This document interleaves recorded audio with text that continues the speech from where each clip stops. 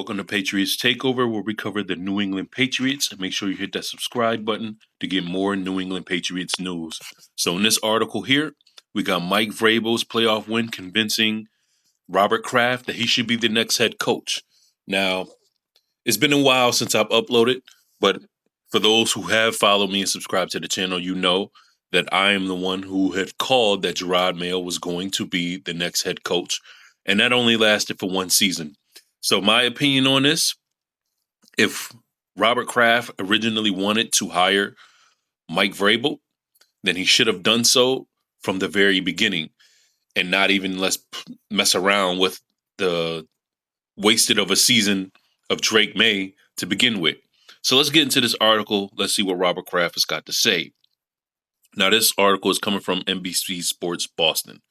For the second consecutive summer, Patriots owner Robert Kraft is exceptionally excited about his new head coach. Of course, last year's choice didn't pan out as well as Kraft envisioned, with Jerod Mayo's tenure ending after one 4-13 campaign in New England. This time, though, Kraft has a very high level of confidence in Mike Vrabel, and he has a bit more history to call upon. And Robert Kraft goes on to say, quote, "I guess that magic moment came to me when the last game Tom Brady and Bill Belichick ever played as a unit right here, and he beat us in the playoffs.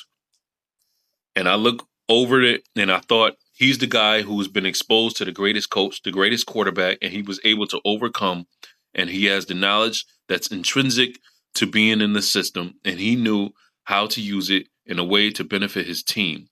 So ever since that moment, I've thought, wow, this is the guy one day we should consider to lead our efforts," end quote. Now, I agree with this statement. I agree with what Robert Kraft is saying. But like I said in the beginning of this video, if that's how he felt, he should have just hired Mike Vrabel from the very beginning and not mess around with Jerod Mayo. I believe Jerod Mayo was a contingency plan after Bill Belichick, because it was planned that Bill Belichick was going to step down as head coach from the New England Patriots. But the dilemma that I have is that I believe, if my memory serves me correctly, Mike Vrabel was also available at the same time Jerod Mayo was available. If anything, we could have kept Jerod Mayo as a linebackers coach and just made Mike Vrabel the head coach, or make Jerod Mayo an assistant coach, because he needed to be able to step up into a role to be, if he was ever going to be a head coach, he needed to be behind somebody to be able to do that. And Jerod Mayo, obviously, his tenure was unsuccessful. And I think it's going to be a long time coming before he ever gets another opportunity to be a head coach. There were other articles and other teams that were looking at him, but I don't know how serious it was.